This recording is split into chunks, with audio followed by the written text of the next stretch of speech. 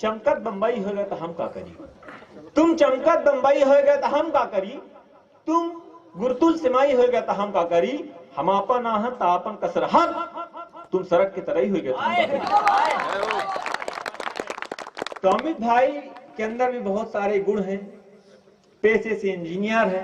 अच्छा, इंजीनियर के अलावा भी उनके पास और भी बहुत सारे तमाम तरह के, मान लीजिए आपका मोबाइल की बैटरी खराब है, आपको पता करना है कि हमारे मोबाइल में कितने % बैटरी बची है, अमित भाई को आप चटा दीजिए, वो बता देंगे कि कितनी मात्रा। किसी का पशु बीमार है, उसके गोबर को सुखा दीजिए तो बता देंगे कौन सी बीमारी है। एक दिन हमसे बोल रहे थे कि लखन भाई, बोले लखन भाई हमारी पत्नी इस समय बहुत मानती, कहती है चाहे बिना हेलमेट के घूमो, चाहे गांजा पियो, चाहे शराब पियो। हम कहा तुम कोई नया LIC करवाए हो का? कैसा काल है ठीक करोगे करान? तो हमने कहा भाई बच बचा के रहना। ऐसे हमारे रीवा के गौरव जो निश्चित रूप से माध्यमों के सहयोग से एक ऐसा कवि जो रातों रात न जाने इस सरहद के पार भी अपनी काव्य धर्मिता के कारण जाने जाने लगा, और उसकी योग्यता और उसके वैभव के कारण हम सब का नाम, विंध्य का नाम रोशन हुआ। ऐसे हम कवि को आप सबके बीच परोस रहे हैं, और इन 4 पंक्तियों से कि उनके सपने मेरे सपनों से बड़े थे, उनके सपनों मेरे सपनों से बड़े थे, उनके सपने मेरे सपनों से बड़े थे, जो मेरी खुशियों के लिए हमेशा अड़े थे। 5000 फेसबुक पर और 500 व्हाट्सएप पर, लेकिन जब मैं बीमार था तो मेरे माँ बाप ही खड़े थे। जब मैं बीमार था तो मेरे माँ बाप ही खड़े थे। तो ऐसे अंतिम संस्कार के कवि को मैं आप सबके बीच परोसता हूँ। आप सब से जो भी पिंडदान और जो भी प्रक्रिया हुई,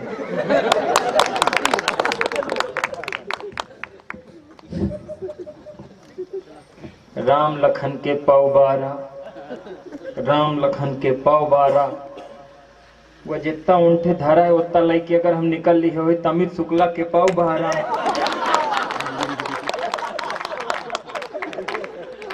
बहरहाल जो लोग अभी तक इस कार्यक्रम पर विद्यमान हैं, ईश्वर उनको सलामत रखे। जो लोग अभी तक नहीं आए हैं, ईश्वर उनको जल्दी प्रकट करे। और जो लोग आ करके चले गए हैं, ईश्वर उनकी आत्मा को शांति प्रदान करे। दरअसल अंतिम में जब मेरा नंबर आप खींच लो भैया, हमको किसी को दिखाना उखाना नहीं रहता, बस इसी आशा से कि शायद दोबारा भी नंबर लग जाए। हालांकि मेरी सुंदरता का बखान रवि दादा कर रहे थे, कहीं कि वो अमित की सुंदरता, हमारी और कामता की सुंदरता का गुणगान देवलोक तक में होता है। मैं बहुत पहले दादा पहाड़ी आया था, नीरज मुझको बुला रहा है, मेरा चेहरा और कामता का चेहरा दिखाई देखिए। हम और नीरज और कामता, ये तीनों सुंदरता में बिल्कुल एकदम आपसी सौतेले भाई भाई लगते हैं। बहुत पहले नीरज हमको कार्यक्रम में बुलाया था, नवरात्रि का समय चल रहा था। चेहरा हमारे नजर से मत हटाइएगा, इतनी सुंदर खूबसूरती आप देखे नहीं होंगे। नवरात्रि के समय बुलाया था, जैसे हम लोग चले भाई साहब मऊगंज से इधर मुड़े तो 3-4 लोग डंडा लेके खड़े हो गए। कहीं रवि दादा से और अखिलेश दादा से पूछे कि ये आपके कौन है, तो बोले ये तीनों हमारे छोटे भाई हैं। बोले हम लोग नवरात्रि उत्सव वाले हैं। तो ये पूछे कि चंदा उंदा चाहिए, कहीं चंदा उंदा नहीं चाहिए। ये बताइए ये आपके दोनों भाई 9 दिन के लिए खाली है क्या? कहीं खाली तो है, लेकिन आखिर करोगे क्या तुम इनका 9 दिन का? बोले नहीं, हम लोग नवरात्रि उत्सव वाले हैं, लाइट टेंट पंडाल सबकी व्यवस्था हो गई है, माता जी की मूर्ति भी आ गई है, लेकिन मूर्ति के नीचे जो राक्षस लेटा रहता है वो नहीं मिल पा रहा। तो अगर ये 9 दिन के लिए खाली हो तो हमारा काम बन जाएगा। दरअसल इतनी देर अब आप लोग को हंसने के लिए मैं कैसे कह दूं, ये पचे अपना पचे अगर कबो सिरमौर चौराहा में गन्ना जूस पिए हो तो वह गन्ना वाला एक बे गन्ना का लगावत है, दोबारा फिर वो कैसे घुसेरत है, तिबारा वो का फोल्ड करके घुसेरत है, फिर चौथैया जब एकदम खोखला बचत तो नींबू फसावत। तई पचे सगली रात 1 बे 2 बे 3 बे 4 बे लगा चुके हैं, अब हमका नींबुआ या फसावे के बस। तो हम कोशिश करी लागे अपना पचे धीरे धीरे कोशिश करब। हालांकि पहाड़ी वालों, पूरी रात के हास्य के बाद मैं इस बात के लिए आप सबको प्रणाम करना चाहता हूं, क्योंकि इस कार्यक्रम की विशेषता यह है कि जितने मन से वाणी वंदना सुनी गई थी अपूर्वा की, उसी मन से अभी तक मुझको सुना जा रहा है। इससे बड़ा कार्यक्रम की सफलता मैं एक बार पुरजोर तालियां आप सबकी चाहता हूं और आप सबको विशेष प्रणाम करता हूं। आप सब दरअसल थोड़ा का ताली उली बजा दे तो हमरो इससे मन अच्छा लागत रहे। हमारी आदत खराब है, दरअसल आदत खराब किसी की ना हो जाए बड़ी खराब चीज है। हमारे मोहल्ले में बस कंडक्टर की शादी हुई अरविंद भैया, तो उसकी आदत खराब थी। शादी के बाद जब पत्नी से मिला तो बोला थोड़ा और खसको, अभी 2 सवारी की जगह और खाली। आदत खराब किसी की ना हो जाए। ये रवि दादा शुद्ध पंडित आदमी है, इनकी और आदत खराब। ये बेंगलोर मेरे साथ बनारस हवाई जहाज से जैसे उड़े तो एयर होस्टेस आई, पूछी क्या चाहिए आपको, तब ये शुद्ध पंडित आदमी कहीं हमको पूड़ी चाहिए, खीर चाहिए, कद्दू की तरकारी चाहिए। एयर होस्टेस कान में मुंह लगाई और कहीं देखिए आप फ्लाइट में बैठे हैं, विजय माल्या तिरहिम नहीं बैठे हैं। आदत किसी की खराब ना हो जाए, बड़ी खराब चीज है। उज्जैन गए थे हम लोग कार्यक्रम में, तो तांगे वाला 500 मीटर ले जाता लवलेश भैया और फिर उतर के घोड़ी के आगे नाचता, फिर आधा किलोमीटर ले जाता फिर नाचता। हम कहे भाई ये तुम क्या करते हो, हर आधा घंटा के बाद आधा किलोमीटर बाद तुम नाचते क्यों हो? कहीं नहीं भैया दरअसल ये बारात की घोड़ी है, जब तक आगे नाच नहीं देखती तब तक बढ़ती नहीं। तो मैं वही बारात की घोड़ी हूँ, थोड़ा सा आप नाच दिखा देंगे तो मैं बढ़ जाऊंगा धीरे धीरे। आप सब एक बार ताली बजा दीजिए तो मेरा भी धीरे धीरे मन लगे। ये सब तमाम तरह से बात की है। कोरोना वरोना भी निपटा है, बहुत ज्यादा कोरोना पर बात नहीं। पहाड़ी ऐसा गाँव कोई कोरोना दिख रहा है, कोई टेंशन नहीं। हम अभी आए जैसे तो एक कक्कू वहां पे मिले हमको, हम कहे कक्कू ये बताइए कोरोना बीमारी फैली थी, आपको भी पता है कैसे फैलती, तो 2 मिनट मूड खजवाई। कहीं लाला हमको तो बस यही लगता है कि कोरोना सिर्फ जांच कराने से फैलता है। हाँ दिक्कत है ये कांता को खांसी आ रही थी पिछले महीने, तो हम कहे भाई जांच कराओ, तुमको कहीं हो ना, कहीं भैया जांच कराएं पक्का निकल आएगा, कहीं नहीं जिला अस्पताल ले चलो। अब इनको लेके गए तो डॉक्टर सामने बैठा था, कहीं डॉक्टर साहब हमको खांसी आती, बोले जांच कराइए, बोले जांच नहीं कराएंगे, बिन जांच कराए जानेंगे कि हमको है कि नहीं। कहीं ऐसे कैसे संभव है? अब 2-3 मिनट ये सोचा कभी आदमी है, डॉक्टर के मुंह के पास मुंह ले गया, उसका मास्क नीचे खसकाया और उसके मुंह में 3-4 बार जोर से खांसा और कहा डॉक्टर साहब आप अपनी जांच करा लीजिएगा, अगर आपको निकले तो मतलब हमको भी है। आनंद के साथ रहिएगा। लेकिन एक जानकारी देना चाहता हूं, आदरणीय अखिलेश द्विवेदी जी उसी बीमारी से जूझ करके हम सबके बीच आज उपस्थित हैं, और मैं ये मानता हूं कि जिस प्रकार ईश्वर ने उन्हें स्वस्थता दी है, ईश्वर ने उन्हें नई सांसें दी हैं, तो ये कोरोना से जंग जीतने के बाद अखिलेश द्विवेदी जी के शरीर को नई सांसें नहीं मिली है, बल्कि हिंदी कवि सम्मेलन जगत को एक नई सांस मिली है। मैं चाहता हूं कि एक बार ये प्रभु की कृपा है कि वो आज हम सबके बीच है। आइए 4 पंक्तियां समर्पित करता हूं, अपने धीरे धीरे रंग में आता हूं अपनी औकात पे। 4 पंक्तियां कोरोना के बाद बदला क्या क्या है मैं आपको बताता हूं, सुनेगा निवेदन करता हूं। दरअसल इतनी देर काव्य वो ठीक बात है, 2 ही 3 टाइप के लोग बचते हैं मंच में। एक वो लोग बचते हैं जिनको हमारी तरह घर में बहुत सम्मान मिलता है और 10 बजे रात को भी घर जाने का मन नहीं कर रहा है। दूसरे वो लोग बचते हैं जो भाई साहब दूसरे गाड़ी में बैठ के आते हैं और सोचते हैं जब ये जाएगा तभी मैं जा पाऊंगा, मैं फंसा हुआ जैसे राहुल भाई की तरह पूरी टीम फंसी हुई। मैं समझता हूँ दिक्कत, मैं समझता हूँ, लेकिन 4 पंक्तियां सुनिए, निवेदन करता हूँ, एक क्षण सुनाता हूँ कि कोरोना के बाद बदला क्या क्या है। भाई अपना चप्पल उप्पल उतार के बैठ गया है एकदम फुर्सत होकर कि पता नहीं चप्पल जूता उतार करके बैठ के बिल्कुल का पता कब कभी कौन का बोल दे,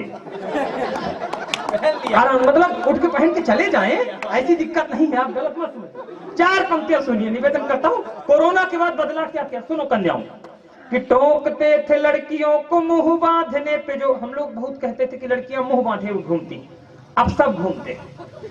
टोकते थे लड़कियों, नया सुना रहा हूं, 3 बार आया हूं पहाड़ी, तीसरी बार आ रहा हूं, मुझे नहीं पता कि मैं पिछली बार क्या सुनाया था, इसलिए कुछ नया सुनाने की कोशिश करता हूं। सुनेगा कि टोकते थे लड़कियों को मुंह बांधने पे, जो आज लोग अपने वो मुंह को छुपाते हैं, कल तक चाय भी जो पति थे बनाते नहीं, घर में वो आज सारा खाना भी पकाते हैं, नेता कभी भी ना बोले रह नहीं सकते हैं, इसीलिए दिन भर लाइव वो आते हैं, पंडित जी भी पूजा शुरू करने से पहले आचमन सैनिटाइजर से कराते हैं, पंडित जी पूजा शुरू करने से पहले आचमन। 4 पंक्तियां और सुनिए।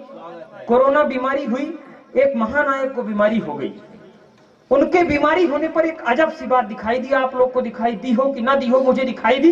अगर अंतिम पंक्ति में ठीक लगे, मेरी नजर चली गई हो ठीक, तो फिर ताली बजाएगा फिर पूरा पहाड़ी।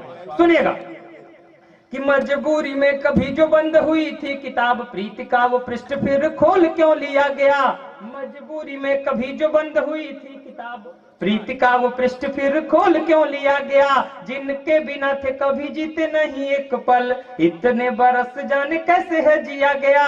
यौवन में भले एक साथ नहीं रह पाए, संभालिएगा अगली पंक्ति, यौवन में भले एक साथ नहीं रह पाए, अब जाके उपहार उनको दिया गया। निकले तो अमिताभ थे कोरोना पॉजिटिव, रेखा जी के बंगले को सील क्यों किया गया। निकले तो अमिताभ थे कोरोना पॉजिटिव, रेखा जी के बंगले को सील क्यों किया गया। आइए 4 पंक्तियां और समर्पित करता हूं। जैसा कामता है वैसा मैं भी तरोताजा विवाहित पुरुष हूं। हालांकि ये अलग बात है कि मैं 3 साल से यही कह रहा हूं। सुनिएगा, मैं तरोताजा विवाहित पुरुष हूं। ज्यादा जुमलों पर बात ना हो, कविता पर अब बात हो। अंतिम समय निवेदन करता हूं, सुनेगा कि मैंने एक शादीशुदा मित्र से ये पूछा, यार तुम ये बताओ दूल्हा घोड़ी पे क्यों जाता है। मैंने एक शोध किया कि आखिर दूल्हा घोड़ी पे ही बारात क्यों जाता है, गधे पे क्यों नहीं जा सकता। 4 पैर का तो गधा भी होता है। अंतिम पंक्ति में आपको पता चलेगा कि दूल्हा गधे पे क्यों नहीं जा सकता है। कि मैंने एक शादीशुदा मित्र से ये पूछा, यार तुम ये बताओ दूल्हा घोड़ी पे क्यों जाता है। उसने कहा, जो यार याद मत दिलाइए, सोच कर उस दिन को आंसू आ जाता है। राज की बात यह मैं तुमको बता रहा हूँ, हालांकि कुंवारों को न बतलाया जाता है। और अंतिम बार घोड़ी पे वो चढ़ता बेचारा है, उसके बाद खुद ही गधा बन जाता है। आप लोग जितने मन से ताली बजाए हैं, मुझे ऐसा लग रहा है कि मैं आपका चरित्र चित्रण बांच रहा हूं। दोस्तों, हंसी ठहाके पूरी रात के लिए बड़े लोग बैठे हैं। 4 पंक्तियां समर्पित करता हूं कोरोना से ही। कोरोना में और क्या क्या हुआ है निवेदन करता हूं। मंच बड़ा है, हंसी ठहाके पर पूरी रात बीत गई है, ये आपको पूरी रात हंसाए हैं। एक बात हुई है कोरोना पर, जो लोग इस मिट्टी का त्याग करके गांव की माटी से चले गए थे वो भी लौट कर आए। क्या बात है। ध्यान रखिएगा, ध्यान रखिएगा, संकट काल में आपको अगर कोई काम आ सकता है तो केवल आपकी जननी और आपकी जन्मभूमि काम आ सकती है। मैं 4 पंक्तियां समर्पित करता हूं। कुछ लोग लौट कर आए हैं गांव, और कौन लोग लौट कर आए हैं, अगर मैंने एक एक शब्द ठीक लिखा हो तो फिर आशीर्वाद दीजिएगा। निवेदन करता हूं कि कष्ट दे रही बहुत सीख दे रही है, किंतु इस बीमारी से कई राज गांव आ गए। एक एक पंक्ति में देखिएगा कौन लौट कर आए हैं। कि कष्ट दे रही बहुत सीख दे रही है, किंतु इस बीमारी से कई राज गांव आ गए। माटी की पवित्रता को कहते देहाती थे, जो शहरों से होके वो नाराज गांव आ गए। बूढ़ी माँ ये सोच रही बेटे उससे मिलने को, उसको नहीं पता है क्या बीमारी है। बूढ़ी माँ ये सोच रही बेटे उससे मिलने को, छोड़कर सारा काम काज गांव आ गए। बाप की चिता को आग भी जो देने नहीं आए, मरने के डर से वो आज गांव आ गए। बाप की चिता को आग भी जो देने नहीं आए, मरने के डर से वो आज गांव आ गए। एक कविता आखिरी सुना करके इस कवि सम्मेलन को विराम देते हैं। निवेदन करता हूं, सुनेगा। बेटी की कविता सुनाते हैं। निवेदन करता हूं, माताएं बहन, उस कविता को सुनाना मेरे लिए इस समय थोड़ी सी दर्दमय इसलिए भी है क्योंकि मैं वही पारिवारिक दर्द भी झेल रहा हूं पिछले कुछ 1-2 महीने से। निवेदन करता हूं, शहीद दीपक सिंह पर यह कविता लिखी गई थी और आज उन पुलवामा शहीदों की याद पर यह कार्यक्रम है। 1.5 से 2 मिनट मैं अपने आप को संभाल करके कोशिश करता हूं, आप सब भी उस गीत से जुड़ने की कोशिश करिएगा। नीरज ने फरमाइश की, वरना कवि सम्मेलन समाप्त हो चुका। निवेदन करता हूं, सुनेगा। स्वागत भैया। कि शेरों की हम धरा में हुए थे जो पैदा, व्हाइट टाइगर की धरती से वो वीर गया था, जब लौट करके तिरंगे पर लिपट करके आया तो शेर जैसे ही आया। कि शेरों की हम धरा में हुए थे जो पैदा, इसलिए शेर जैसे ही हो गए विदा। अपने घर का बुझा कर के दीपक चले, इशारा समझेगा, अपने घर का बुझा कर के दीपक चले। ज्योति माँ भारती की जले ये सदा, अपने घर का बुझा कर के दीपक चले। ज्योति माँ भारती की जले ये सदा, तुमने प्राणों की आहुति दे दी, ताकि खिलता रहे ये चमन। है नमन है नमन है नमन है नमन है नमन है नमन। मेरे साथ गाइएगा, है नमन है नमन है नमन है नमन है नमन है नमन। पहला बंद इस गीत का कि यार मेरे सभी मिलने आए मुझे। बच्चे की एक बुरी आदत होती है पिता के कांधे पर बैठने की, लेकिन वही पिता जब आखिरी समय में उसी बच्चे को कांधे पर लेके जाता होगा तो वो दर्द सोचिए। दुर्गादान जी राजस्थान के लिखते हैं कि जितनी भारी लगती है शेषनाग को ये धरती, उतनी भारी लगी पिता को खुद बेटे की अर्थी। यार मेरे सभी मिलने आए मुझे, रोक सब हैं गले से लगाए मुझे। पापा के कांधे में था मैं चढ़ता कभी, फिर से वो आज कांधे में लाए मुझे। पापा के कांधे में था मैं चढ़ता कभी, फिर से वो आज कांधे में लाए मुझे। नाज करना सदा सोच कर ये, मिल रहा है तिरंगा कफन। है नमन है नमन है नमन है नमन है। दूसरा बंद उस वीरांगना के नाम पढ़ता हूं। सैनिक जब शहीद होता है तो केवल सैनिक बलिदान नहीं देता, सैनिक का पूरा परिवार बलिदान देता है। सुनेगा, निवेदन करता हूं। अगला बंद उस वीरांगना के नाम कि हे प्रिय साथ तुमको जो लाए थे हम, हे प्रिय साथ तुमको जो लाए थे हम, साथ जीने की कसमें भी खाए थे हम। हे प्रिय साथ तुमको जो लाए थे हम, साथ जीने की कसमें भी खाए थे हम। भारती माँ को सिंदूर अर्पण किए, माथे में जो तुम्हारे लगाए थे हम। भारती माँ को सिंदूर अर्पण किए, माथे में जो तुम्हारे लगाए थे हम। माँ की बलिदान पूजा हुई है, सैनिकों ने किया है हवन। है नमन है नमन है नमन। अंतिम बंद सुनिएगा इसको।